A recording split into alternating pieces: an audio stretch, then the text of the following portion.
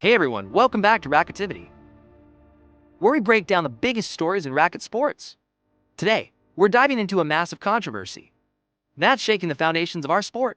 Just a few weeks before the 2026 French Open, top players like world number one Aryna Sabalenka, reigning Roland Garros champion Coco Gauff, world number two Elena Rybakina, world number one Jannik Sinner, and others are talking about boycotting Grand Slams over prize money dispute. I think at some point we'll boycott it. Yeah, I feel like that's gonna be the only way to kind of like fight for our rights. Can we safely say that this is the biggest modern power struggle in tennis? The last time we heard anything close to this was during the days of Rod Laver and Billie Jean King. Or are these nothing more than negotiation tactics? We're going deep. The numbers, the history, the demands, what a boycott could mean, and why this debate could change tennis forever. Stick around, hit like and subscribe, and let's serve this up. Let's start with what lit the fuse. In late April 2026, French Open organizers announced a record prize pool for Roland Garros. 61.7 million euros, up 9.5% or roughly 5.3 million euros from 2025. Sounds great on paper, right? The newly crowned Roland Garros champion gets 2.8 million euros. Runner-up 1.4 million euros. First round losers 87,000 euros. But top players weren't impressed.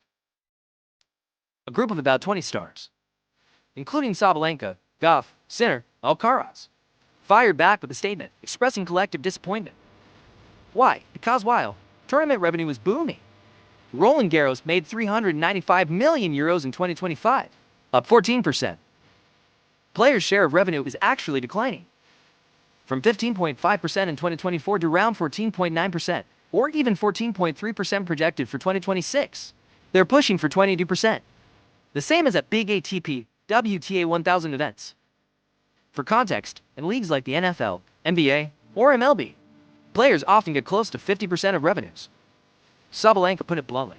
And I feel like the show is on us. I feel like without us, there wouldn't be a tournament and it wouldn't be that entertainment. So I feel like definitely we deserve to be paid more percentage. Gauff and Rybakina backed her, saying they're open to collective action.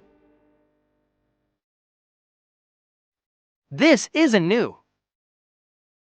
In March 2025, top players set the first letter to all for Grand Slams.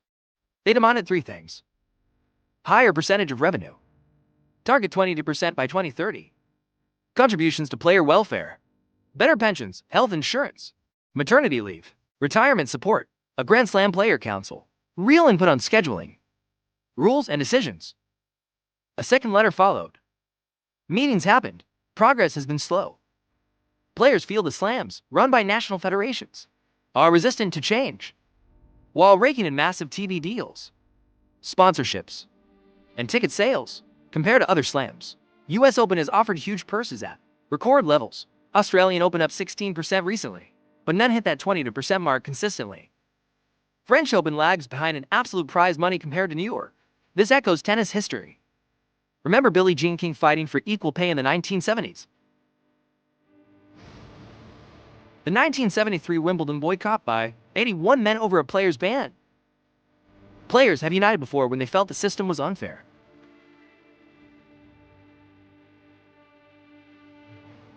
I think at some point we'll boycott it. Yeah, I feel like that's gonna be the only way to kind of like fight for our rights. I honestly don't know. If the majority will say we are boycotting, we are not playing, then of course I'm up for it. Yeah, honestly, I kind of agree with that. Just taking what the WNBA kind of accomplished with the kind of, I mean, they also have like a union, so I think that helps. But I definitely think from my not experience, because I don't have a lot of life experiences, but from the things that I've seen with other sports, usually to make massive progress and things like this, it takes a union. So either, yeah, we have to become unionized in some way.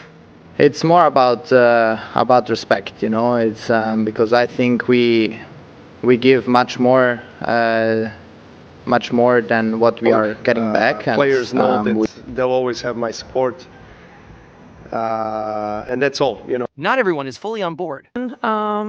But boycotting the tournament, it's a bit extreme kind of situation, and we as players are here to play as individuals, and we're competing against each other. But there have been situations like that, so it's really hard for me to say how it would work. And the unity among top 10 players across tours is rare and powerful. Let's game this out. The field still full, but weaker top end. Lower ranked players get in and can have career runs. Rankings points stay the same, so boycotters risk big drops.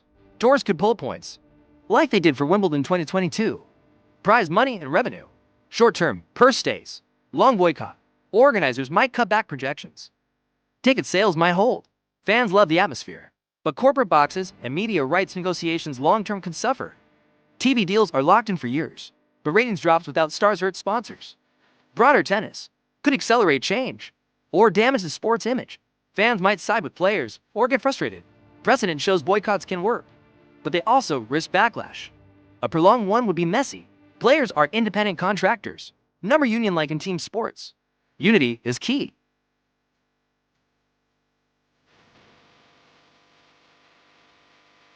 Grand Slams argue they're already increasing purses significantly, more than 45% since 2019 at Roland Garros, and invest heavily in development, grassroots, and growing the game in their countries.